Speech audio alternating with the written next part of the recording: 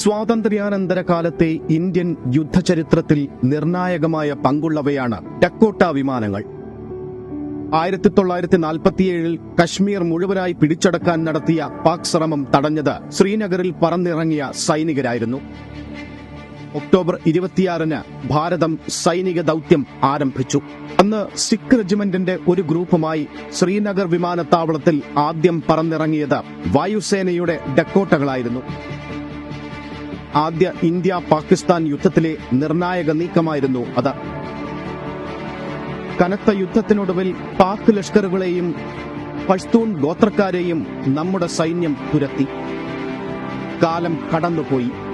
പിൽക്കാലത്ത് എയർഫോഴ്സിന്റെ ഡക്കോട്ട ഫ്ലീറ്റിനെ നിയന്ത്രിച്ചിരുന്നവരിൽ ഒരു മലയാളിയുമുണ്ടായിരുന്നു, MK ചന്ദ്രശേഖർ.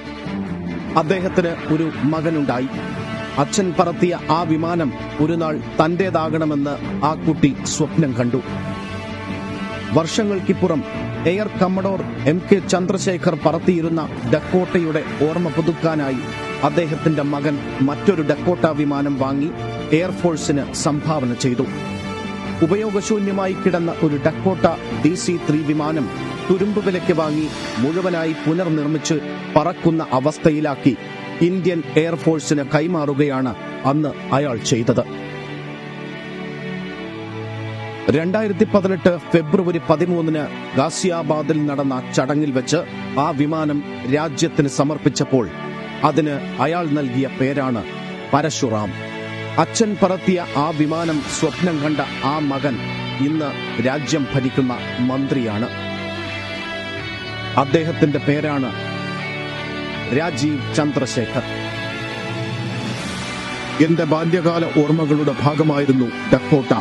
എന്റെ അച്ഛൻ ഈ രാജ്യം മുഴുവൻ അത് പറത്തി. ഇന്ന് എന്റെ അച്ഛന്റെ ചിരകാല സ്വപ്നം പൂവണിയുകയാണ്. മകരമഞ്ഞിന്റെ മൂടൽ മറികടന്ന് ഹിൻഡൻ എയർബേസിൽ നിന്ന് പരശുരാമൻ പറന്നുയർന്നു. ഇനിയും ഒരംഗത്തിന് ബാല്യമുണ്ടെന്ന വണ്ണം. സ്വന്തം പിതാവിന്റെ സ്വപ്ന സാക്ഷാത്കാരം മാത്രമല്ല അദ്ദേഹം ഈ ഒരു കാര്യത്തിന് മുന്നിട്ടിറങ്ങിയതിന് പിന്നിൽ സൈനിക ക്യാമ്പുകളിൽ ചെലവിട്ട ബാല്യത്തിന്റെ സ്വാധീനവും വിദേശത്ത് മികച്ച തൊഴിലുണ്ടായിട്ടും നാട്ടിൽ സംരംഭം തുടങ്ങാൻ തീരുമാനിച്ച നിശ്ചയദാർഢ്യവും അതിനു പിന്നിലുണ്ട്. പൂർവ്വ സൈനികരുടെ കഷ്ടതകൾ പരിഹരിക്കാൻ വേണ്ടി മുന്നിട്ടിറങ്ങിയ സ്ഥൈര്യവും 1 റാങ്ക് 1 പെൻഷൻ നടപ്പിലാക്കിയെടുത്ത സ്ഥിരോത്സാഹവുമൊക്കെ ആ തീരുമാനത്തെ സ്വാധീനിച്ച ഘടകങ്ങളാണ്. സർവോപരി ബാല്യം മുതൽ ഉള്ളിൽ അടിയുറച്ച ദേശീയത. അതാണ് ലാഭേച്ഛ കൂടാതെ ഇത്തരം പ്രവർത്തനങ്ങൾ നടത്താൻ അദ്ദേഹത്തിന് പ്രചോദനമാകുന്നത്. ഫ്ളാഗ് ഓഫ് ഓണർ ഫൗണ്ടേഷൻ പോലെയൊരു സംഘടന തുടങ്ങാനും അതിലൂടെ ജീവത്യാഗം ചെയ്ത മുൻ സൈനികരുടെ കുടുംബങ്ങൾക്ക് ആശ്വാസം കണ്ടെത്താനും ശ്രമിച്ചതും അതേ വികാരം ഉള്ളിലുള്ളതുകൊണ്ട് തന്നെ.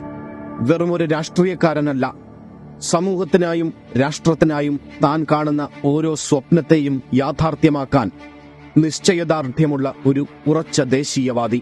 അതാണ് രാജീവ് ചന്ദ്രശേഖർ.